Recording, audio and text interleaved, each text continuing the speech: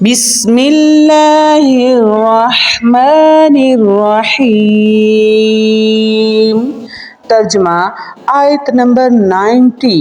وقال الملأ، اور کہا سرداروں نے، الذین، ان لوگوں کے، کفروا، جنہوں نے کفر کیا، اور اس قوم میں سے جن سرداروں نے کفر کیا تھا انہوں نے کہا، من قومہ، اس کی قوم میں سے، لئن اتبعتم، یقیناً اگر پیروی کی تم نے شعیب علیہ السلام کی، انکم، تو یقیناً تم سب جو ہو، اذا لخاسرون، اس وقت گھاٹا پانے والے ہو جاؤ گے۔ ان کا کہنا ہے کہ جب تم، یہ سردار، کافر سردار بولے، ایمان والوں سے اور سب لوگوں سے خطاب کرتے ہوئے کہنے لگے، اگر تم نے شعیب علیہ السلام کا یعنی کہنا مان لیا، ان کی اتباع کی، ان کی پیغمبری کو تسلیم کر لیا، رسالت قبول کر لی، تو پھر تم بڑے گھاٹے میں ہو، تم نقصان میں ہو۔ نقصان کیا ہے کہ وہ بستی سے نکال دیں گے، یا پھر دانا پانی بند کر لیں گے، یا پھر تکلیفیں دیں گے، اذیت ہے جو ان کے ہاتھ اختیار میں ہے۔ اب گھاٹے کا سودا انہیں لگتا ہے کہ اگر تکلیفیں پا کر اسلام چھوڑ دینا نفع کا سودا ہے، یہ مومن کو لگتا ہے، مومن کو لگتا ہے تکلیفیں پا کر اسلام پا لینا نفع کا سودا ہے، اور کافر کو لگتا ہے تکلیفوں سے بچ کر اسلام چھوڑ دینا ان کے نفع کا سودا ہے۔ کتنی سوچ میں فرق ہے۔ صحیح کہا تھا نا حضرت شعیب علیہ السلام نے، چاہے ہمارا دل نہ بھی مان رہا ہو تب بھی، کتنی بیوقوفی والی بات ہے۔ جب ہمارے دل ہی نہیں مان رہے تو تم زبردستی کیا، دین میں زبردستی ہے ہی نہیں، اسلام میں زبردستی ہے نہیں ہے۔ جب تک کلی جزوی طور پر آپ سر تسلیمی خامی نہیں کرتے اسلام کے لیے، تو کیا مطلب ہے آپ کا اسلام میں آنے کا؟ اللہ کو تو ایسا مسلمان نہیں چاہیے، اللہ تو مومن متقی مسلمان چاہتے ہیں، دو نمبر کا نہیں، منہ سے کہے میں مسلمان ہوں اور اندر سے چھپائے رکھے کہ میں مسلمان ان کے ساتھ ہوں، ان کے ساتھ نہیں ہوں۔ اللہ نے ایسے لوگوں کی توضیح فرمائی، بتلایا، یہ منافق ہیں، کہتے ہیں کہ تمہارے ساتھ ہیں اور اندر سے ہوتے ان کے ساتھ ہیں۔ تو اصل میں ان لوگوں نے اپنی جانوں کو گھٹا دیا۔ پہلے پارے میں ذکر ہے نا، علی انفسہم، انہوں نے اپنی جانوں کو نقصان دیا، گھاٹا دیا۔ کہتے ہیں ہم چکما دے رہے ہیں، لیکن ان کو خود چکما آ رہا ہے۔ اللہ کہتے ہیں اس قوم نے پیغمبر کے خلاف محاذ کھڑا کر دیا، جنگ کھڑی کر دی، اللہ کے ساتھ سمجھ لیجئے نا یہ جنگ ہوئی۔ اللہ والوں کو ستانے لگے، دین حق سے پھسلانے کی کوششیں کرنے لگے۔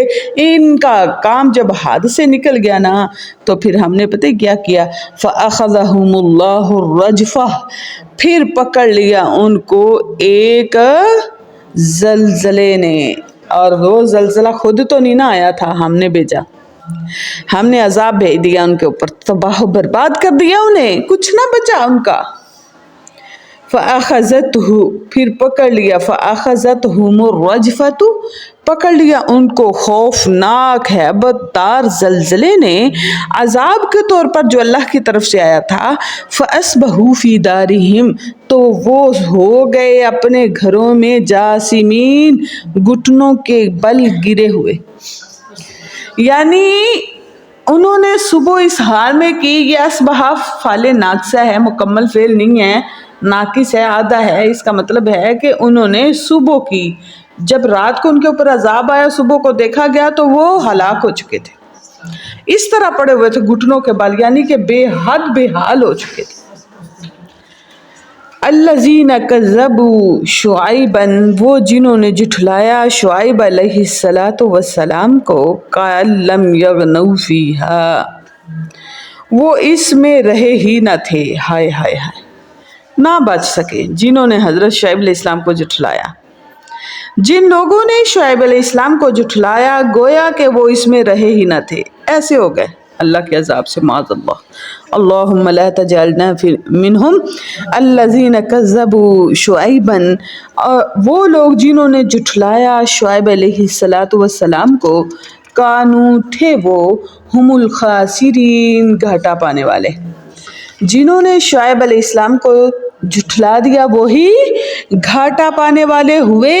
ان کا کہنا تھا کہ انکم اذا لخاسرون، تم گھاٹا پانے والے یقیناً ہوگے اگر تم نے شعیب کو نہ چھوڑا علیہ السلام کو. تو اللہ نے کہا بعد میں جب ان کو عذاب دیا، تباہ و برباد کیا، پھر ایک دلیل سامنے رکھ کے بتلایا کہ شعیب علیہ السلام کا کفر کرنے والے گھاٹے میں رہے. وہی گھاٹے میں ہے، تاکید کی، یقیناً وہی، ان کے علاوہ کوئی گھاٹے میں نہیں ہے. یہ کیسے پتا چلا؟ کانوں میں بھی ضمیر ہم ہے، آگے الگ سے بھی ہم لگا دی. اس کا مطلب ہے تاکید پیدا کر دی کہ پکا یہی لوگ گھاٹے والے ہیں جنہوں نے پیغمبر کو جھٹلایا. اور اللہ تعالیٰ کو، جس نے اللہ کے پیغمبر کو جھٹلا دیا گویا کہ وہ اللہ کو جھٹلاتا ہے.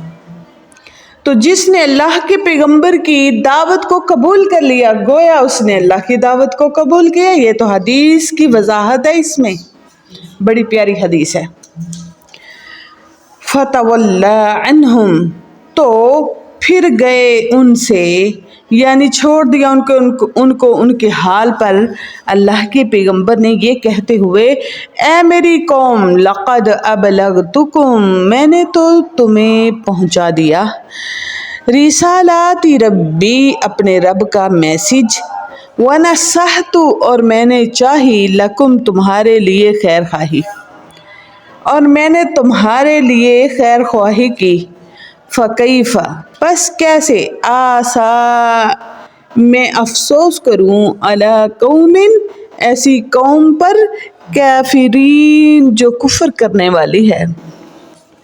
اب میں افسوس کیوں کروں؟ افسوس تو اب ہوگا ان کو.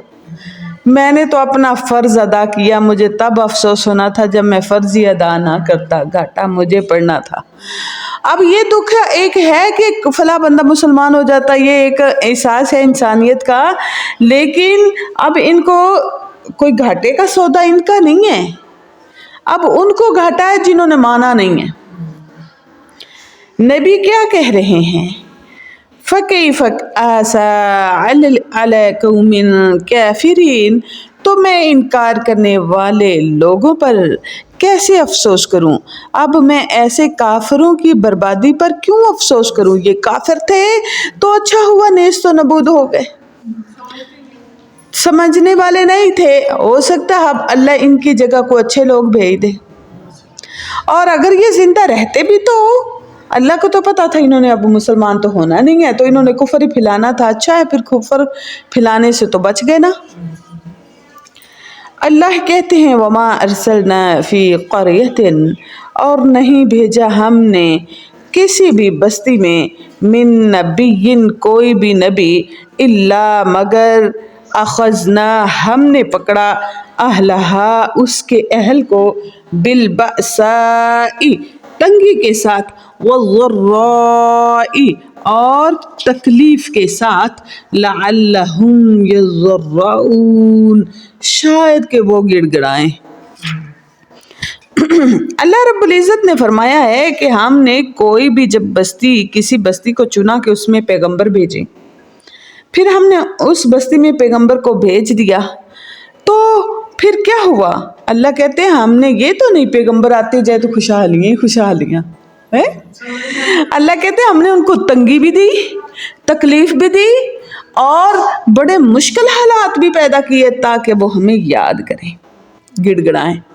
اور کبھی ایسا بھی ہوتا تھا کہ یہ ایمان والوں کے لیے ہوتا تھا، ان کے آزمائش کے طور پر، اور کبھی ایسا بھی ہوتا تھا جو ایمان نہیں لائے ان کے لیے کہ شاید یہ ایمان لے آئے. اللہ تکلیف اور تنگی بھیجتے اور کبھی ایسا بھی ہوتا جب اللہ ان پر پے در پے تنگیاں بھیجتے رہے اور انہوں نے اس بات کو سمجھا ہی نہیں، اور وہ یہی کہتے رہے کہ آباء و اجداد پر بھی تنگی مصیبت آتی تھی، یہ نہ سمجھا کہ یہ اللہ کی پکڑ ہے تو ہمیں اپنا راہ راست اختیار کرنا چاہیے اور باطل راستہ چھوڑ دینا چاہیے، بلکہ اپنے راستے پر ڈٹے رہے۔ یہ سوچ کر کے کوئی بات نہیں، تنگی تکلیف آتی رہتی ہے۔ اللہ کہتے ہیں جب وہ اس بات پر اٹل ہو گئے، جب انہوں نے اس بات کو مانا ہی نہیں کہ اللہ کی طرف سے ہمیں کچھ لیسن مل رہا ہے، یعنی اندھے گونگے بہرے ہو چکے ہیں، اللہ کہتے ہیں پھر ہم انہیں وافر دیتے ہیں، کبھی ان کو یاد ہی نہیں آتی اللہ کی، اور وہ اس مستی میں لگے رہتے ہیں یہاں تک کہ تباہ و برباد ہو جاتے ہیں۔ اللہ کہتے ہیں جب ہم کوئی تکلیف بھیجتے ہیں تم لوگوں پر، خود کو بھی یہاں رکھیں، آزمائش بھیجتے ہیں کس لیے؟ لعلہم یضرعون، اللہ کے سامنے گڑ گڑائیں، عاجزی کا طریقہ سیکھیں، عاجز بن جائیں۔ اللہ تمہیں عاجز بنانا چاہتے ہیں، بجائے اس کے کہ شیطان کے چنگل میں آ جائیں اور اللہ کی ناشکری کرنے لگیں اور جو اللہ سے ناتا ہے وہ بھی توڑ لیں۔ اور کیوں میں کروں؟ کیا مجھے شکر سے ملا؟ کیا مجھے نمازوں سے ملا؟ کیا صدقات سے ملا؟ کیا خیرات سے ملا؟ اب نہیں دوں گا۔ ارے اب نہیں دو گے تو کرو گے کیا؟ کون ہے اللہ کے سوا جو تجھے تھامے گا؟ کوئی ہے ہی نہیں۔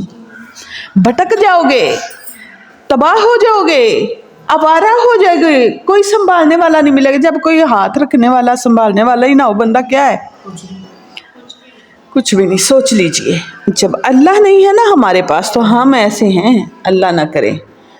صحیح وہ آتا ہے نا قرآن پاک میں ایک مثال کہ جسے شیطان نے اسے خبتی بنا دیا ہو، اسے گھونسا مارا ہو اور وہ بے وقوف سا بن گیا ہو اور اسے کوئی سمجھ نہیں آ رہی ہو،